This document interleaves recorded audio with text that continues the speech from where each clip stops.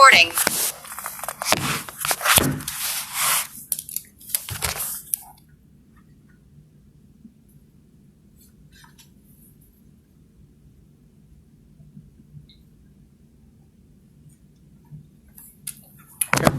It is August 9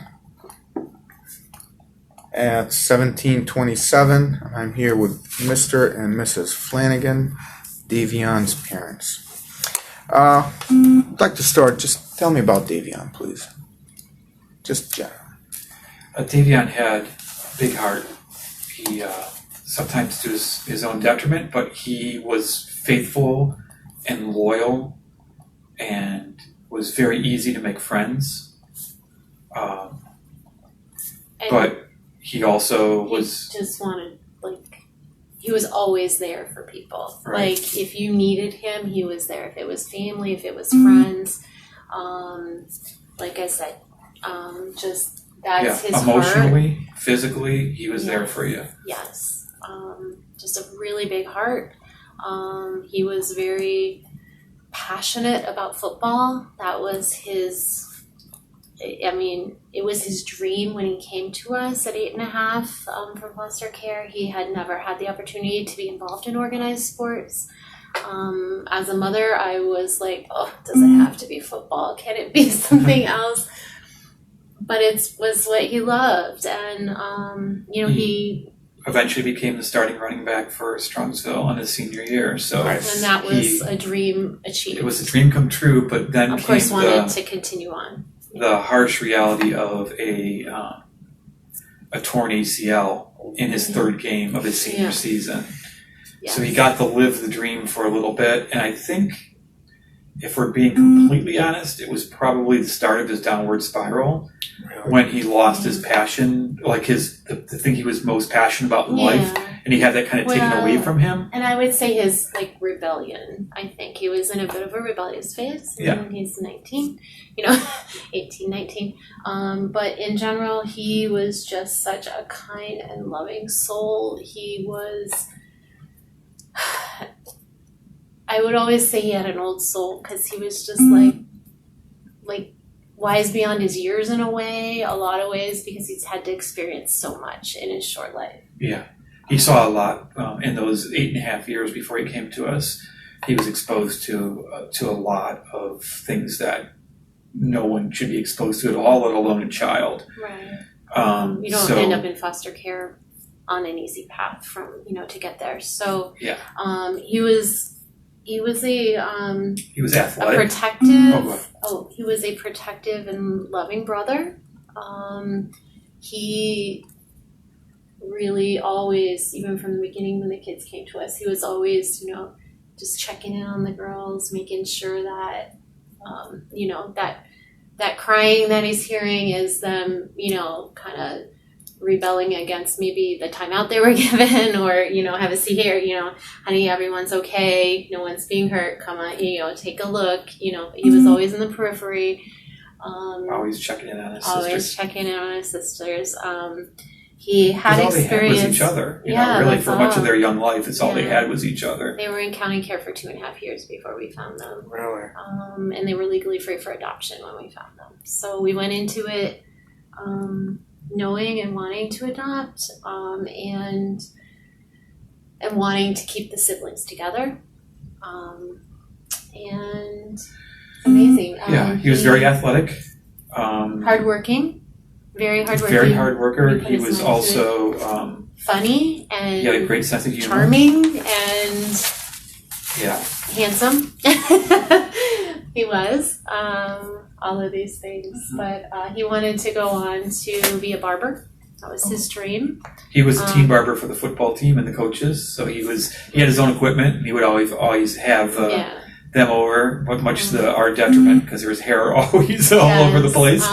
But in fact, we just left the funeral home this morning, and one of the things they said is he will not need a barber or beautician. His hair looks great. He did a good job with it before he passed. Yeah. He wanted to own his own shop someday. Yeah. So it really was like a lifelong passion for him.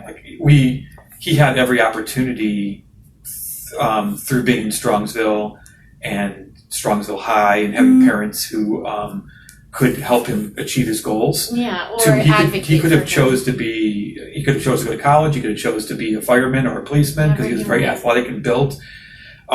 He chose barbering. It was literally a passion for him. He got great enjoyment out of getting great haircuts. He also loved to take things apart and see how they worked. Very mechanically inclined. There's been bike rebuilds, car rebuilds, like bicycle, not motorcycle. Right. But also, just always tinkering. I mean, we put him even 6th, 7th grade. We signed him up for a summer mechanics course at Polaris. Just get his hands wet and learn. He might have been 8th grade. And he would. And he also did one for law enforcement. Just trying to get his interest peaked, see what whatever he wants, it would be. And he would spend, this is a little bit before the spiral, but he would spend days at the next door neighbor's house with a car jacked up and helping them, just helping a friend, not requiring anything more than just a friend asking, and totally taking apart these vehicles and putting them back together again. Yeah. And for no monetary gain or for anything, he just was. This was, what part of being a good boys friend did. was, it was. Yeah, it was part of being a good. That's just. He was just a really good friend to his friends. He had a really large group of friends. We were working. He was working towards. So he just graduated high school, and he just obtained a full-time job recently, and he was working at. It was Armbrusters. It's a moving and storage company in Brunswick. On 303. And 130th. Yeah. Catty corner from the Aldi warehouse in Brunswick, and if you know where that is. Yeah, he was working full-time in the warehouse, but also going out on moves. So he was doing, hard physical labor. Earning some good money. Moving pianos and houses. And he was saving up for barber school and just, to get himself more set up in a better financial position. Barber school, the one that he wanted to go to, and we've got applications and stuff for. There's one downtown that's by the West Side Market area. That was what he wanted, yeah. And that's the best in the area, and that's what we're looking at. We've already talked to people there. There's a 1-year wait list, which we were working on getting him onto. Which is why he was working. So the idea was that he was going to work full time, live at home, save some money, get himself set up, and we were going to assist, with caring and providing for him, obviously. And but he was going to have some skin in the game for sure with barber school. Cool. So that's absolutely fantastic. Yeah. Wow. Yeah. So he was really on such an upward trajectory. He didn't have it all figured out yet, but at 19, yeah. So can we talk about the downward spiral? Sure. Is that an okay topic to delve into? Yeah, sure. If it helps. You kind of brought that up too. So I did. Yeah. So tell me more about it. So Davion. Okay, so. If you look at how Davion came to us at 8.5, he always had balls up. He's not going to let anyone hurt him like that again. Is kind of, I'm sure, how he was. Closed off. He's afraid to, in a lot of ways, trust. Trust, yeah. He had been hurt and abandoned and, all these things. And so over the years with us, though, we had really built that up. We had built the trust and the love, and he was really, really finding his way in like there. But he's also a popular kid, and there's a lot of influences out there that no matter how hard we try, we would try to keep him from that. To be in all honesty, my husband and I had some marital problems, not really mind-induced, about 5 years ago. I was undiagnosed bipolar, and I was going through a manic episode that I wasn't aware of. I still made the decisions I made. I still take full responsibility. we had some marital fidelity issues. Well, and just things that come out of that when Right. And And that really stepped him back a bit because he thought he was in a safe place. Yes. He thought he was in a place that he could open up maybe and he start was. to share. And he really was, but that Yeah. my lying and my cheating and the it things hurt that I him did, deeply. And it and hurt him, him as much deeply. as I tried to shelter the children from it, they're aware. They're observant. They've been through a Kids are lot wise, of trauma yeah. anyway, so They know they when to just spot it. pick They know how up to spot on stuff. And so through that process, though, my husband and I have obviously are still together. We've done a lot of counseling and work. We found God together through this trial, and so did Davion. So did Davion. And his sisters. We were all baptized the same day. April 1st, 2018, on Easter at Grace Church in Middlebrook Heights. Christian and Missionary Alliance Church in Middlebrook Heights. We And- were all baptized together that day, and it was something that I originally thought I was just going to do. But then slowly, after I made this statement that yes, this is what I'm going to do, slowly over the next week or two, everyone came to me individually and said, I would like to do this too. Are you sure? I'm in my 40s. You don't You have to find God when you're 14 or 12 or it was but they all a wanted it. beautiful moment. He was very involved in church at times, but then, these losses happen. When he was already kind of, he turned 18. This is just a unique situation because when he came to us, he was behind in school, obviously, 8.5, having not a lot of groundwork done. And now he's going to a really good school program. Strong Soul is a great program. He's in first grade with kids that have had years of adults pouring into their lives. And just the fact that even he was on grade level by the time, it just is phenomenal. All of the children. I mean, his sister Divine came to us going into kindergarten, did not know her alphabet, letters, sounds, and couldn't hold a crayon properly. We have done an immense amount of work, tutors, full-time nannies, but just pouring into these kids. And Davion, because I think of what he'd been through and his family history, medical history of mental illness, he struggled. He struggled with depression. No, I mean, and anxiety. He did. He struggled with depression and I and think anxiety. that's what kind of fed into the spiral a bit is because when he smoked weed, he felt calm. He felt happy. Something that the medicine, we hadn't quite found the right cocktail yet for him of medications to get him the help he needed. And he didn't really want to talk to people and open up about the things that he'd gone through in his life. So he self-medicated with marijuana. Yeah. And then we discovered that, obviously, very quickly. And that hasn't been that long. It hasn't. I think, again, when he hurt his knee and he started to spiral, that's when I think it really started to happen. He really was very anti-drug. I mean, for a long time, he went through the DARE program and he gave a speech that at his had DARE everyone graduation. in the room crying about... The mayor shook his hand. Persiak came and shook his hand after his speech, talking about how drugs ripped apart his birth family, and he'd never have that happen to him in his life. But his mental, I think just the weight of his mental illness and the things he was struggling with, his anxiety especially. And we were trying to get things figured out too. I mean, my kids have always seen counselors and therapists and child psychiatrists, and because we want to give them every opportunity to succeed as possible and give them all the support, whatever that is going to be. And so, we had tried to do that. Davion was fiercely independent, though.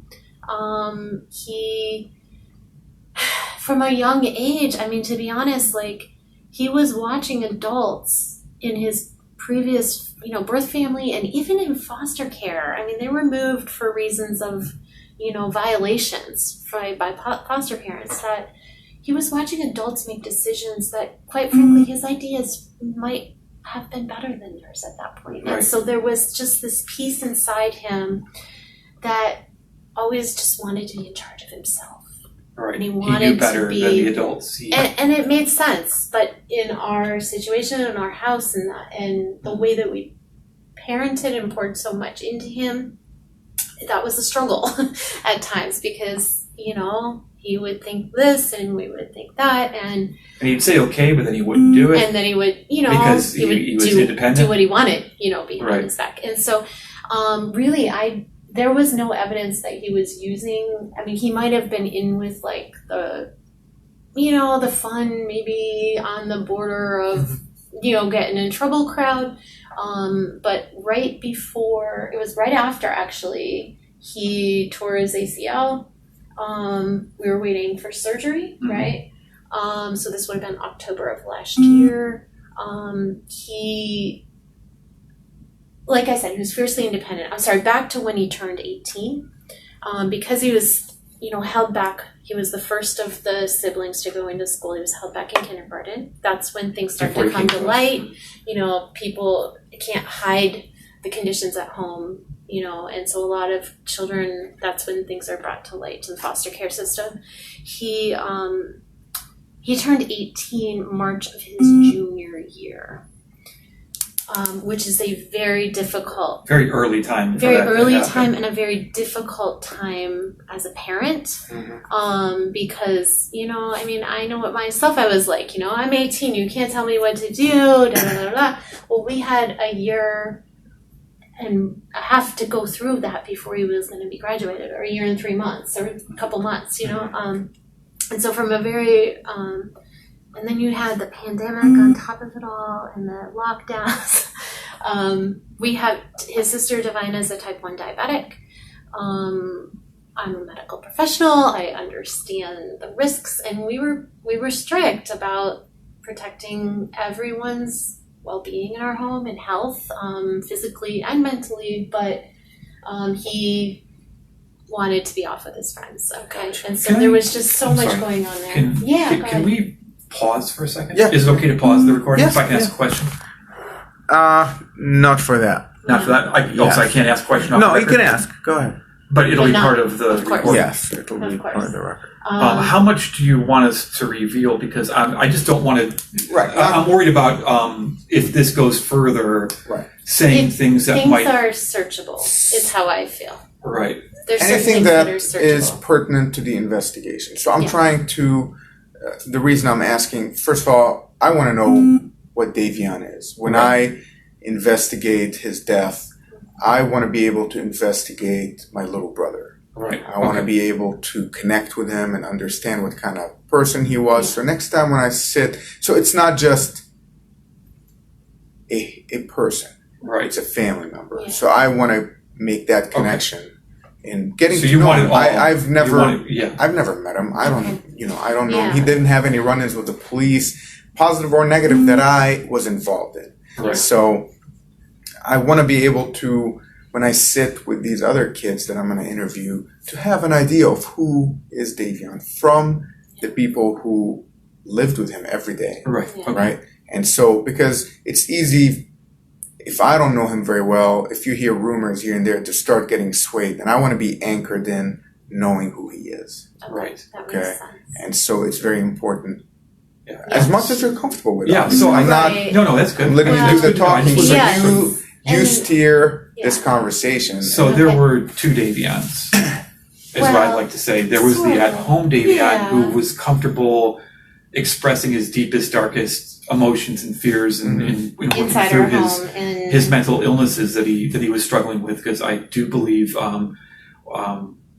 he had anger, like Well, the anger issues too. yes, I that mean intermittent explosive explosive things disorder. like that. He was but, diagnosed with intermittent um, explosive disorder, birth which mom- only happened in the home. It Like there was a no Davion one that was saw it outside anywhere else. that no one knew that he could explode because he never did with his friends. Right. He was always We were in happy, his safe place. loving, great friend Davion. And he was. And he was in our most home of the too. time at home. But when the stress got really hot and we hadn't found again the right mixture of medicines Well, yet to really, I And think, not help just him, that, but we were holding And him accountable. we were holding him accountable and he no one else is holding him accountable. no one else is holding him accountable. So there were times when he might punch a door or turn a bed over in anger. Now, these are like maybe 5 or 6 times over all the years we had him, Correct. but they did happen. And so I didn't know how much you wanted to know and again, of. Yeah. we have no reports of him in public Yeah. punching somebody because Exactly. he had Right. an anger episode. No, Right. So, he did not. like I said, we all have bad days. Yes. Yeah. Yes. Just throw something or chuck Yeah. Right, so he felt comfortable at Now- home, kind of being himself more Yes. in stuff that he maybe kind of maybe hid more from his friends, or maybe he was just happier, maybe out because he wasn't being held accountable Because it was free. by his friends, So, and he was and free. he felt that he could So he was just make his own happy-go-lucky Davion. choices. He could, Right. you know. And And but to be honest, we were really starting to see that at home again too. Like he Like, was happy. He was he told telling people he his was happy friends too. That he was happy. yeah, I'm getting because he us moved out together. for 2 or 3 months and lived with Landon Turner, who is known as Bubba as well. I don't know if he's a football teammate of Davion's, Yeah. and he when he turned 18, we kind of drew the line and said, these are, you can live in the house, you can We this is had a your living home, agreement. but we had like a a living contract. agreement. This is what you need to do. This is your curfew. This is your You gotta whatever go while to you're going to school. school. There's not gonna be, drugs, alcohol, illegal things in my home. There's not Right. gonna be. You're not gonna You're gonna be a law-abiding citizen. Yeah. You know. And so we And held him that's, accountable one time, and he didn't want to abide by the consequence of being held And accountable. so we left. And so he left. He moved out. And then, Um, and there were a few times And he that stayed with had Landon for happened. about 3 months. Yeah. And then he graduated from school, from high school. And we kind of had we met with him at Landon's lunch. house, picked up some of his bags because they said, Yeah. you're out of We here went now out because to you're lunch, graduated. yeah. His parents, Landon's parents did. We went out to lunch. We talked about what a mutual, respectful relationship is and Like how a we can living live together. agreement. A Yeah, living another- arrangement. What Right. would that look like? Well, you always have a home here. This is your forever home. We love you. But there's guardrails to what's expected Left in our home. And those are for the protection of your sisters as well. And honestly, for your own personal well-being, whether or not you believe it or Right. not, We can't and make so- him stop taking, smoking marijuana at the point of what we knew he was doing. At that We can't time we stop knew. that. Yeah, we can't stop you from doing that when you're outside of our house, but you don't bring it in the house. And I have You don't told bring him it as home. You such. don't come home in bad shape. You don't show your sisters that. You don't bring any substances into the house. These are just a few I of the can't, rules that we have. We highly recommend that you stop all of that behavior. Look at what it's doing. It's causing problems in your life here or there, really in many different areas, but you're 18, 19. All I can do is say, I'm not going to enable you.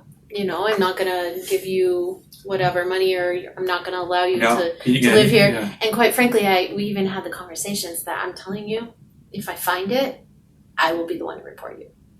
Because I will do what I have to do to get you help. And you'll probably hate me for it for a while, but you'll thank me one day. And so this period, though, with Davion was really not a very long period. It was like... The period that you spiraled? Or Yeah, or before I you know moved you're out? calling it spiraling, but he He had 10 points in 3 months on his license. That's spiraling. Sorry. he was making... Really bad choices.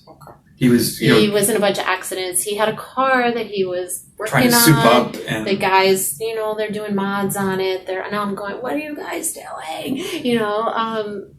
And so it was a little bit unsafe for the road. I think personally, Well, so did our mechanic. eventually when we forced him to, because I'm like, we're taking this off the insurance. We're not allowing you to drive it. If you can go get your own insurance, you're 18, and so it's hard because we've had to have a lot of tough conversations with Davion, and that caused friction for quite some time. But I think When he came back, things changed. yeah, like For the his better, at time least as far as his period when relationship with he us. had, kind of moved out for a while because he felt like you just need to, understand that I'm a man. I need to make my own way and figure out my own way. But he came back and was much more focused on the things he had with us at home Instead of what he didn't and have. with a family versus maybe some of the freedoms that we wouldn't allow. And so there was this If that makes uptick. sense. Oh, It that does. makes sense? No, Yeah. it makes a lot. He had like when he was living with Landon, he had lost his jobs. He was He wasn't unemployed. going to school. He wasn't going to school very much. He did end up graduating by the skin of But his teeth. he was But he was also severely depressed and stopped taking his medication. right. Out of rebellion, kind of too. He had said, I don't need this. some hateful things, as a parent, just, well, I wouldn't need this if it wasn't for you, God. Well, we're the ones holding you accountable, honey. We care about you. We're the ones that love you.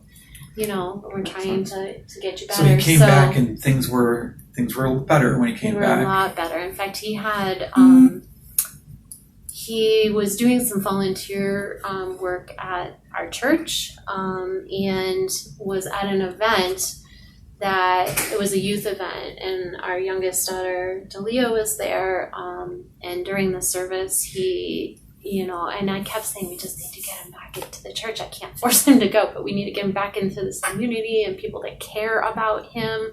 I'm really concerned about some of this, friend periphery group, but getting him back. And he had a breakthrough where he was just crying during the service. He went up to his sisters and said, I'm sorry. I haven't been the best for brother. Everything that I've done. I might not have been the best brother, because when he did move out, I'll be honest, our girls, that triggered a lot of abandonment trauma in them.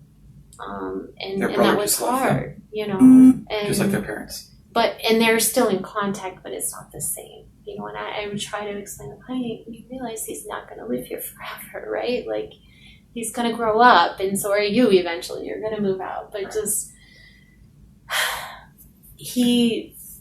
that's where I'm saying he was, like, fiercely independent, but I think he also, I remember when I was 19 or 18 just thinking, like, oh, when I get out there, it's going to be this way. And the reality of the world is so much different. And adulting is hard work. It's really hard work. And so I think, he came back, and there were a lot of conversations that I had with him where he said, Mom, I get what you're doing now. And, I got to be honest, like, you and Dad, like, what you're doing is really special and really amazing, and I don't know that anyone else could do it. Other families that I've seen, they're a different dynamic, they're bio kids and that kind of stuff, but your motives are different, and I know that. So at what point did Dominic and Mackenzie come into the picture? Very recent. Like, give me if you can. And that's part of the thing is his closeness to them, I think, is recent. I think he might have known them in high school for a long time. But I think as Davion got more maybe into the marijuana scene and hanging out with people who could provide it, maybe he wasn't he wasn't working as much. He just started working again before he passed the accident. But I think he wanted to hang with people who had access to it. But at that same time, he had this this moment, an epiphany, like literally within the last couple weeks, and it was like, Mom, I'm gonna quit all of this. And I'm like, okay, let's do it. Let's not today's the day. It's never too late. Yeah, it's never too late to start again. So they're new friends, newer to his scene. What was their influence like? I understand. Did he ever talk about him? Did he ever bring him around? I've never met Dominic. I've never met Kenzie. He never brought them around. The only time there was any interaction was when Dominic was apparently pulled over in front of our house recently. And to be honest, we didn't really have a lot of conversation with that after, because Davion came into the house very hot, very upset about what had happened and feeling like... Well, it's because I said, show me your friends and I'll show you your future. And I was up at 3 a.m. while he was pulled, because he was in the car with Dominic when Dominic got pulled over. And I said to him, he's like, he has a medical marijuana card. I don't want to talk about this. And I said, okay, we won't talk about it right now, but show me your friends, I'll show you your future. You're hanging out with the wrong people, Davion. What are you doing? And we're worried about you. Right. And so we let it drop at that point. And Davion needed a place to stay when we went on vacation, because he hadn't built enough trust with us yet to stay at the house alone. I was trying while we went on vacation. Yeah, I was encouraging him. I really wanted him to come, but I also know that he needed money. He needed his, He just started a new job. He started a new job, and I don't think he was comfortable bringing up, hey, my parents signed me up for this 2-week vacation. I just started, but can I have 2 weeks off? In 2 weeks, So is that the reason he didn't He didn't go with us, right? Correct. And I think he wanted to say goodbye to his friends that were leaving for for college. college. Because we were going to be gone for 2 weeks on vacation, so you still wouldn't be back until this Sunday, the day of the service. Yeah. I mean, the viewing. Yeah, he normally would have gone. So he stayed, and we were He was looking for a place to stay. We had some family. He was going to stay with family. We had the conversation about, him staying there at the house, and, I was like, you need, like, what we were looking for was somewhere that he could stay that had an adult presence, like a responsible adult presence. We had no idea. Obviously not looking for a babysitter, so to speak, but like, okay, so, one of the things that we thought, okay, well, you'll stay with Dominic, his parents are at least next door. And we had no idea that Dominic was a dealer at this point. Right, but also, obviously no idea.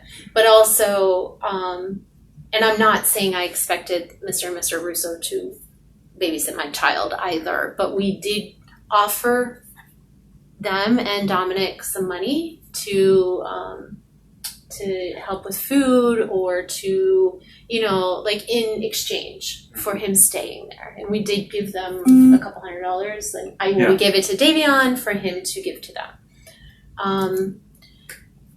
Because, we knew this was a big ask, but we really wanted him to be somewhere that, like, I'm not leaving you. I'm not going to be on vacation and worried about what's going on at my home the entire time, even though we have cameras. Right. Even though I have, an alarm system and locks that I can lock here or there. Davion was also, he was at times, ADD. And he would forget to close the garage door. And I would get up at night and I'd be like, we got a message in our mailbox from, the patrol.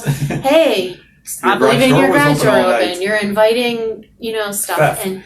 And just, it's something that I think also kids, just as they age and it becomes their property, they start to pay more attention to the safety aspects of it. And so we weren't comfortable with that. We also weren't comfortable because we knew, like, okay, so we had sat down with him really in the last, probably 6 to 8 weeks with him moving back in. He moved back in right before June. Right before commencement. Yeah. And we had gone back out, and even from the text messages I had said, I'm assuming, hey, I just want to make this clear because you mentioned, yes, you're graduating, yes, you're this, and now you're telling me you need to be out of your place that you're staying, which this was like a complete blindside to me because for a while there was probably a month period of that 3 months that he was gone that Davion didn't want us to know where he was. We didn't know where he was. We just knew that he wasn't showing up at school, and we're reaching out to the school, and he's an adult. Please, try, if there's someone there that can get through to him and his heart, and it's not us, please. There's people in the building that care about him. He's struggling right now. He's hurting. He lost his football passion. This was his dream to go on to play, and that was taken from him. And so, he, I think a lot of it stemmed from that, and then from the anxiety, and he got behind in school, and then it just became too big.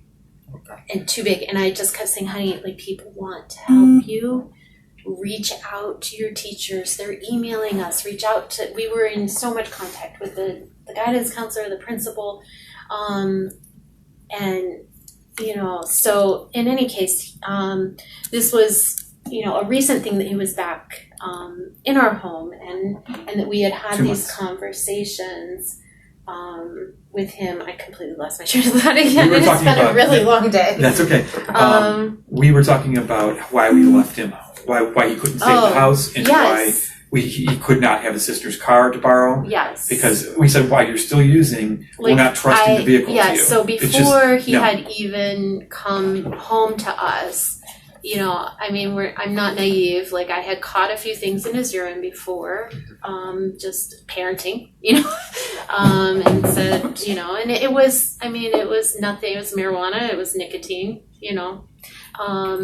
and we had those hard conversations. But coming up to that, we were very clear. I don't know what you've been doing, but here's how it's going to go, and you're not going to do that here. And there's not going to be any violence, and there's not going to be any weapons. There's not going to be illegal activity on my property. You're going to, if you're not coming home that night, I mean, I'm not going to give you a curfew, you're 19, but at the same time, if I wasn't coming home, I would let my family know. And that's because we're worried, and we can't sleep when we don't know if you're hurt or injured or in trouble. And said we had laid down some very basic rules. And one of the things was during this process where, he was in these accidents, his car was in an accident that was totaled, and then it was repossessed. Because again, he turned 18. He went off and said, I'm going to get my own phone, so you can't have any access to where I am. I'm going to go off to fiercely independent. I'm going to go off and I'm going to buy a car because you can't take that. You can't tell me what to do with it. You can't tell me I'm grounded from that vehicle. So, when was the last time you heard from him? He texted us on, was it Friday night? Yeah, and his sister and I were on the phone. I didn't talk to him personally, but earlier that day, so Saturday, we were out at a surf shop, looking for stuff to bring home for him, and Davion was on the phone like, hey, what do you think? Would you like this versus this? Yeah. And so she was in contact with him, and like kind of through that I was. Prior to that, I mean, our last message from him was right before we left. Friday night now, when we got down to North Carolina, he texted that he loved us and we hope we have a good time. Yes. Okay, so it was Friday night. I'm just trying to look back. I have so many That messages. would be Friday the 29th. Yeah. 29th, Saturday was the 30th. Yeah, and so we had told him that, I'm not comfortable because I know that you have these points on your license. I know that you have, I don't know what you've been doing if you can't prove to me right now that you haven't been smoking marijuana, we're not comfortable handing you keys to our car or vehicle that we own or own insurance on until you can prove to us that you're making better choices and that you're, so we were going to Uber him back and forth to work. And that but then he was said Dominic can give me a ride. Yeah. He said Dominic has vehicles, he can give me a ride to and from work. And it's complicated because we have a big family here, but everybody was there, the part of the family that was here. Yeah. And so, I'm like trying to think like, who can we offer? And I was like, you know what, if we need to Uber you, but I will send me the receipt. That's the money I will give you. I'm not, even when he moved back in, me not knowing what's going on with him and his friend group, and if he was dabbling in marijuana still or not, we wouldn't give him cash because I was not going to contribute to that. Right. So, have you ever heard of Paul?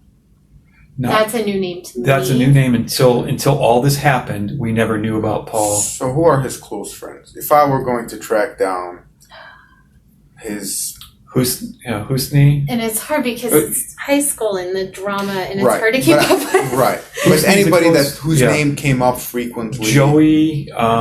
Kingston. Joey. Not Joe. It's Joey Joe Kingston. Probst, PROBST was someone that Joey he had Probst. been with a lot recently.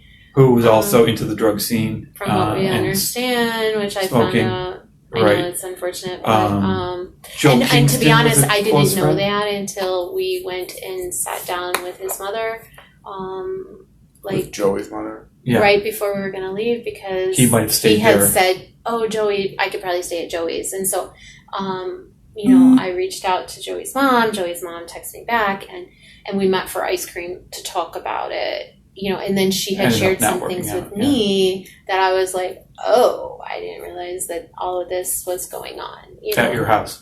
At your house. Meaning Would you be able to tell me things like what?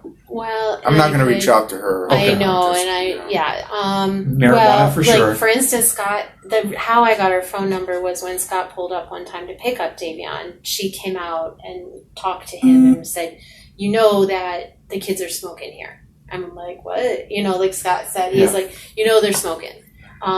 this turned into a bit of a party house, and she's not okay with this, but yet I also, and I say this with like, I don't really know what the correct way to say it is, but I do know that like she has some. She's socially awkward. Yes, and she has some medical things where she does have a seizure disorder that she's had since she was a child, and still has seizures. She can't work, she can't drive, and talking to her, I don't know if she's on the spectrum at all. But, having conversations, I'm like, wait, where did that part even come into this conversation? Yeah, it's a little disjointed. And so I felt, like my heart was like breaking for this situation too, And I think she was really like looking, she needed a friend and she was looking for support. I think she's living there with her father. It's the dad's house. Do you know where they live? They live on... No, I can tell you. It's no big deal. They live in Huntington. Huntington Park? Or Huntington Park, no. Hunting Meadows. Right off of Drake and Pearl.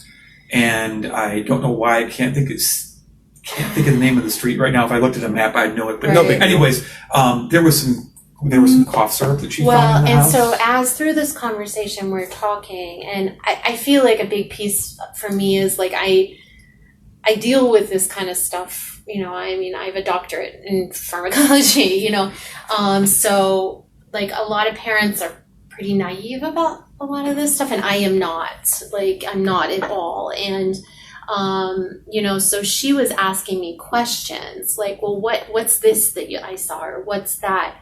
And, she had pictures of some stuff. And one of the things she showed me was a picture of, a bottle of syrup. It was a prescription bottle of promethazine. There was no codeine in it. It was plain promethazine. But I was like, you found that in Joey's room?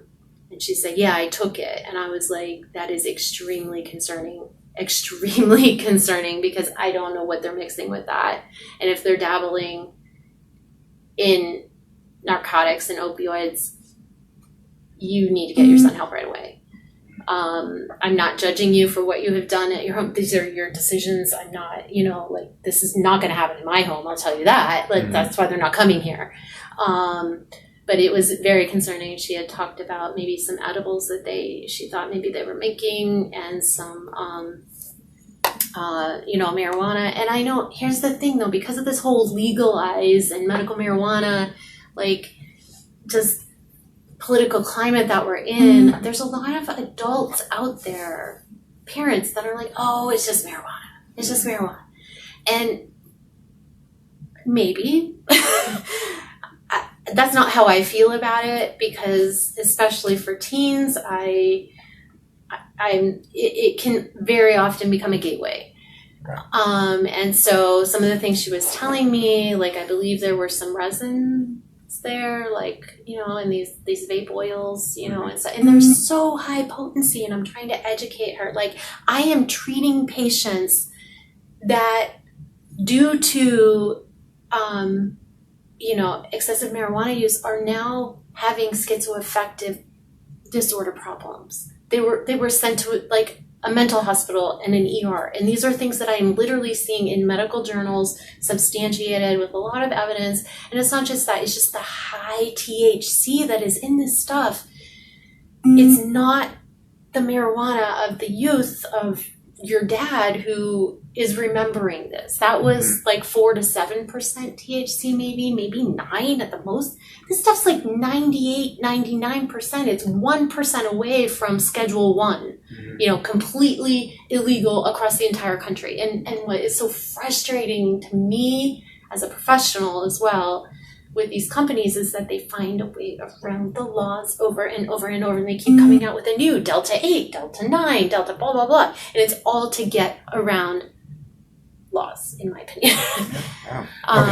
So there is Joey. And then once we found that out, I was like, well, to be honest, I'm not so sure I want Davion staying at Joey's. Right. And quite frankly, she contacted us the next day and said, it's not going to work out. Because I think through her conversation with me and some of the things that she was telling me, I think I because she was like, this needs to change, like I can't, this isn't going to go on, and so I hope that happened. I don't know.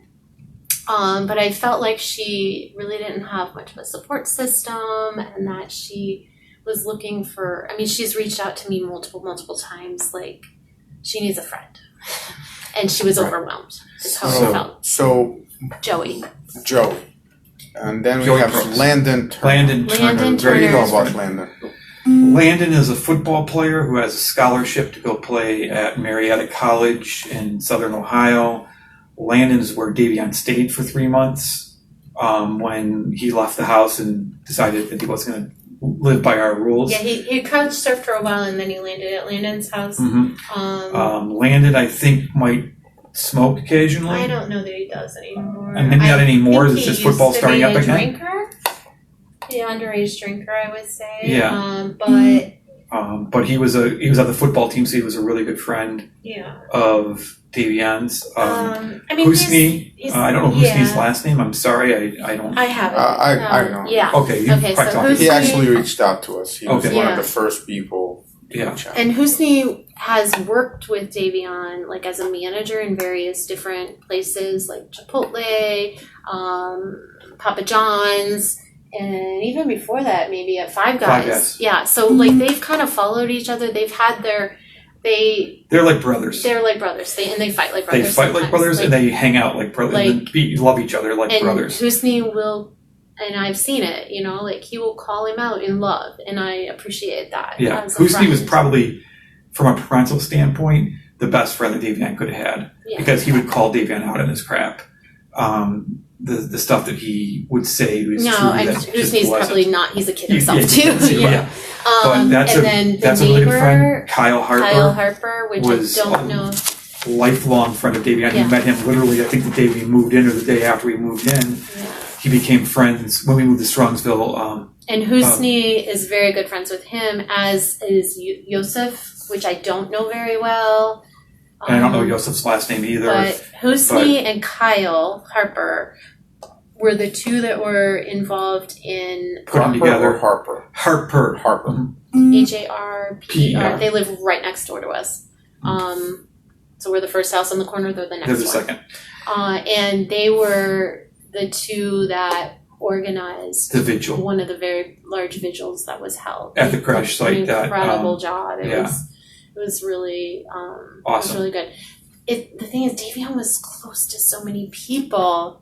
I just wanted to Joe Kingston. I don't know if we mentioned him. That's what I was saying, and you told me no. No, I'm sorry. Yeah. Joe Kingston. He was close to for a long time. And he might not have been super close to him the last couple months, but certainly within the last 6 months, they were best friends and hanging out all the time. And he had been at Joe's during various times when he had maybe couch surfed or and.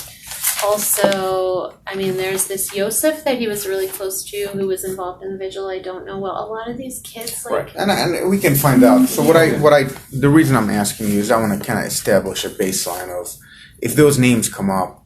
I want to be able to say, well, yeah, that name's come up before. Somebody I should probably talk. I'm not telling you I'm going to talk to anybody yet. Okay. I just kind of want to build that pool of names of who's close, who's not. There were a lot of girls on the periphery too. Yeah. Hope Bedenik, Bedenik. Now she organized a GoFundMe for him right away, but there's also, there's drama in all of this. And depending every friend, it seems like, there's an opinion about the other, just even, I can't even imagine what you're dealing with. We're trying to sift through the truth. Yeah, Hope was a really close friend to him and Joe Kingston. The three of them would hang out, this was about 6 months ago, would hang out every day. And they actually, Hope has been to our home before, and so has Joe Kingston. That was one of the groups that like they would come over. But not that often. But, they were over there in our basement. Mm-hmm. We've got cameras, literally there, too. Because we have teenage daughters. There's no way we're not going to have and a son, too. Yeah, a son, and they know, and they're like, why do we have to have all this? I said, well, you tell me, history. If you're not doing anything wrong, the camera shouldn't matter, should they? Right. History has told me I might need these, so they're there to keep us Those all are honest. probably at least a starter list of friends. I'm sure there's others he was close to because he didn't talk to us all the time about his friends. He was kind of closed off about that a bit with his parents there. When he brought Hope over, he brought Joe over, like, hi, how you doing? You know, a friend of Davion, we're so excited to meet you. There was no, it just didn't happen a lot. There was no girlfriend that we were aware of at this time, or like significant girlfriend. But he liked Hope a lot. He liked Hope, but Davion just, he was looking for love. I mean, like, he wanted to be loved. Like, that was one of the sad things about, he never had that one person that just, he fell in love with and he stuck with for a while. He never had that opportunity. I'm sure mistakes that he made himself during his high school career, and just. But even in general, I felt like from a very young age, he's got, a mother wound. Right. And, I try to fill that as much as I can. But also, I was always worried, like, honey, we gotta talk about this in counseling. Like, this is gonna affect your relationships. Like, you're not gonna find this perfect person that's gonna fix everything in your life. They're gonna disappoint you at times. He was just such a good kid. He was. He had flaws like everyone does, but he had a really good heart. Such a good heart. I mean, to his detriment. Like, he would put himself in situations where he is trying to help these friends of his, and where I've had conversations, I'm like, Davion, no, you're not helping them. I understand you're giving them a safe ride home. Okay, that's admirable, and that's great. But that was one of his points on his you license. Also are driving minors around who are underage drunk. Maybe they don't have things in your car, thank God, and you didn't allow that. But you're putting yourself in harm's way and in situations that you can get in trouble for, out of your love for them. But to be honest, your love is, you're enabling them. Yeah. Right. You're enabling you want to help those them. kids, call their parents, have them call their parents and pick them up. You don't go get, as an 18-year-old at the time, you don't go get 4 underage minors who have been out drinking all night and drive them home at 3 o'clock in the morning on a Tuesday night or a Wednesday night. You just don't put yourself out there like that. That is dangerous. He got pulled over. Well, he got 4 counts of illegally. Well, he did, but he got. I think it might have. It might be. Well, he got arrested. He spent the night in jail. He did. He got because he was the only adult. He was charged with 4 counts of child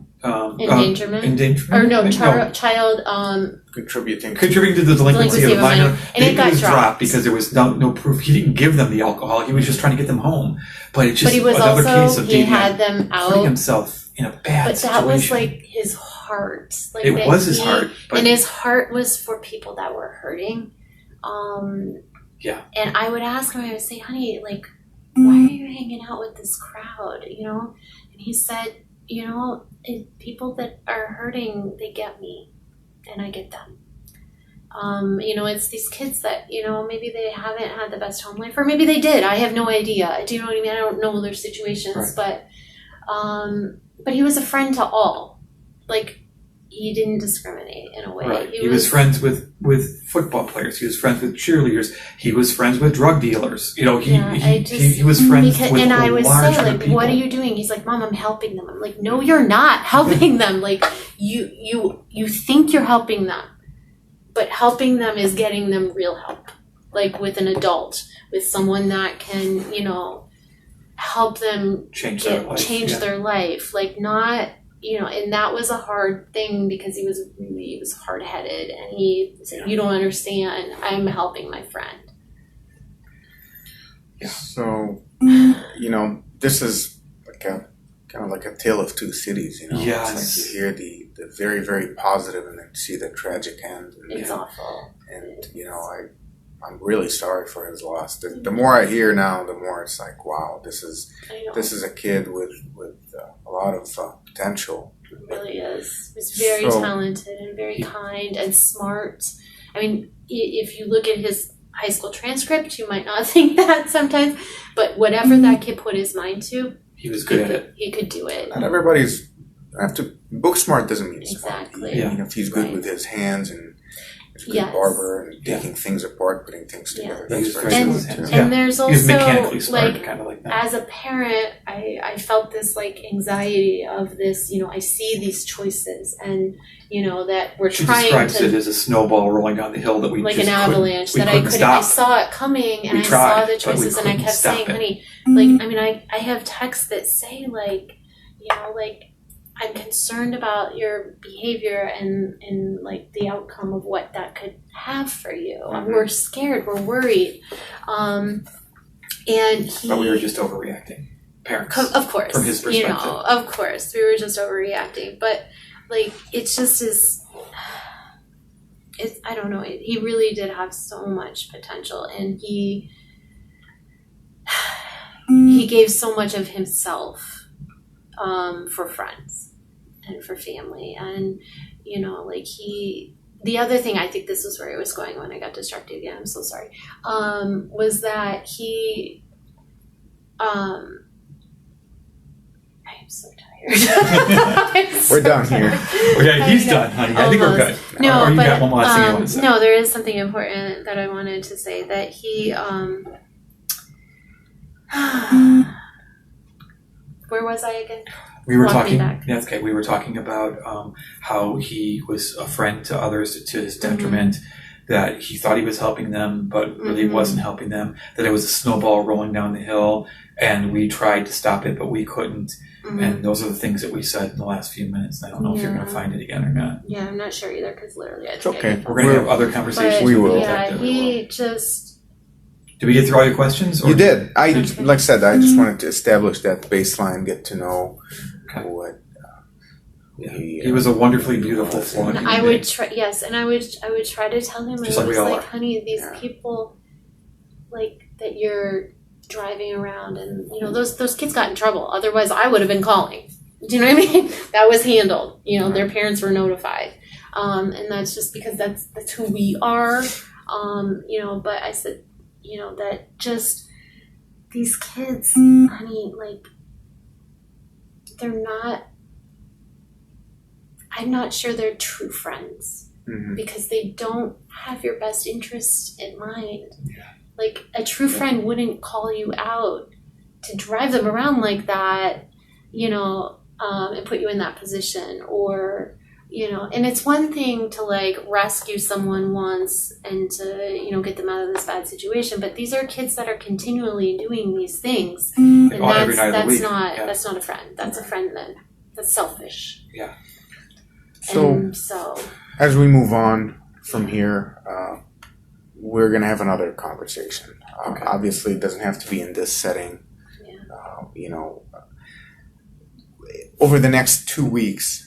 I thought of it. I'm sorry, Sure. I have to tell you before Go I ahead. forget. Thought we were done, but we're not. And over the last, I would say, I don't know, even pre-pandemic, Davion, we used to kind of joke a little bit, like the kid's got 9 lives. He lands on his feet all the time, and we are like, and I'm thankful, but at the same time, His parents be like, we want him to be held accountable sometimes. Like, he kept getting off the of school things. is letting him off the hook. I'm sure he's he's a charming, cute football player. You know what I mean? And I'm getting these emails from teachers, and I'm like, hold him accountable. And they're like, then they'll say things Oh, like gosh one of the about him, teachers right. will oh, he actually came to class today and he did his work and he's such a well-spoken young man. And I'm thinking, sweetheart. He's playing you. Yeah, you know what I mean? Hold my kid accountable. And so over the last several years, and some of it was due to the pandemic, and even from a school standpoint, kids weren't being held accountable as highly because this is awful, and no one's grades are what they should be or their effort, But some of the things, it was he wasn't giving his schooling the attention that I knew he could. And there was a He time was an when we 8B had student talked, when we and tried. I had said, honey, he could figure, this is how smart he was. He could figure out to the 10th or 100th of a percentage point the amount of work he needed to do to get pass the the grade class. he wanted, Right. or to pass. If the he class. needed a D in the class to pass, he would know what it was like to get a 59.6 just so rounded get up to 60. It and was it- incredible. I need to get exactly this in the test. I'm It was- and if you spent that much effort actually on homework instead of calculating your yes.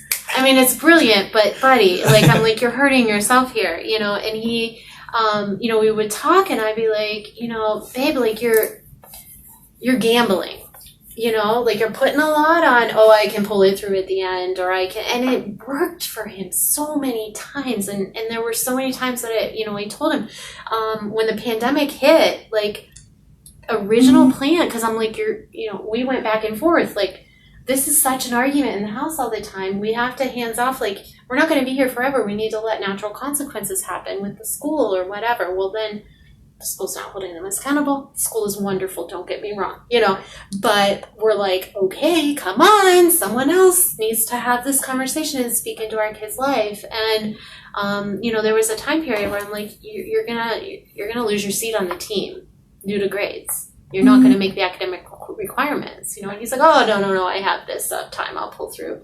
And then the pandemic hit and school got shut down. And there was a time period where the school had said, we're going to close it here and we're going to take the grades as they stand. And I knew that meant he wasn't going to make the team, and so did Davion. Like, I actually saw a tear out of his eye, and Davion did not cry in front of me or us often.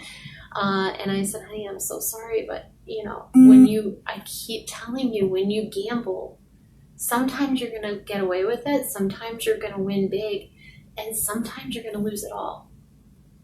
And just situations in his life just kept coming up. And so every little thing that had happened over the last few months, like that situation where he was arrested for the night, you know, and held, I'm like, okay, this is going to be the thing that gets him back on track. Right. You know, this is going to be the thing. This is going to be the thing. And we were so close to out of the weeds that it just hurts my heart. And I don't know, you know, yes, my son stepped into the back of that car that night and he took one too many gambles. I don't know who or where, what is decided that time my son is going to roll snake eyes. I don't know. You know, but he would still be alive today if it wasn't for that driver. And like I said, you know, this is what we're going to piece together for the court to look at. Yeah. Ultimately, the prosecutor decides what and how it goes from here, what charges and all that. And ultimately, you know, my job is to paint this big mosaic here, and it's taking all the pieces. And obviously, this time we spent together this evening is a big piece, and that's going to help me when I start talking to the other people. But this will not be the last conversation. Right. We will have another conversation, especially once I've finished my interviews, and now I have some, hey, I heard this, do you know anything about that? Hey, have you heard this name? And you know, I don't know what's going to come out of those interviews. I really don't. Right. But I just want to, like I said, Fridays, give or take around noon, I will be. And we'll make ourselves available to you anytime you need to follow up once you have your interviews completed. Just let us know. Yeah, and I don't know if, like, my daughter will want to speak to you, Divine. She's 17 and a half, but even just to share some of her conversations or things that she had in the friend group. Right. She knows and much better than we do. And I don't want to, you know, I don't want to compel anyone to do that. I think she would in a heartbeat, to be honest. Probably wants to. Because there's always if it goes in my report, exactly, they could potentially now be somebody that, needs to go if we go to trial, now the defense might want to talk to them. And I want to protect her I too. don't know that. Yeah, okay. Yeah. You know, but if she wants, you know, I wouldn't call it an off the record. Which one you show? It's Christmas. With the dog too. Who you know, but if she has questions that I could potentially answer for her, if she has any, you know, I would say not curiosity, but wants to know what the process is like and how things are going, you know, I'm more than happy to make myself available. Thank you. And we're having a lot of conversations at home, and I'm, you know, we're trying to, you know, she already has a counselor that she had been set up with. All of us are really, you know, in counseling. So she's working through things, and I think she trusts us, and that's a blessing. I think, you know, she knows that we want what's best for her brother and what's best for her and her sister. Like she knows that in her deep down knower. So. Well, Okay. like I said, at this point, we're at the very, very, very, very, very beginning of this, and this will take a very long time. So Okay. all I'm just We'll going to prepare ask ourselves for for that. is just your patience, Yeah. please. You're going to hear rumors, because rumors just don't stop. Right. I cannot share everything, Yeah. Right. but whatever I can share without compromising my investigation, I Of will. course. Not that I don't trust you, but some things Of course. are This not. was the first summer they were with us. Oh, And that's wow. Scott's dad, So who young. is deceased now. He lived with us for 10 years before he passed, but Wow. So I can't help. I'm just no, you know, I'm a it's proud mother it's and you know, you will get an opportunity at some point to, you know, write the judge or okay. you know, write the prosecutor. And what I you know, ultimately, you know, it's your decision. But I'm going to reach out to the prosecutor, let him know we had this meeting, and to, you know, like I said, he was waiting for me to tell him when you're back in town for him. He didn't want to intrude, so I'll reach out to him, let him know. Okay. I also got a call on my voicemail earlier today from a number I didn't recognize, which could have very well been It his could have office. been. His name is Tim. Okay. Tim Troop. Yes. TROUP.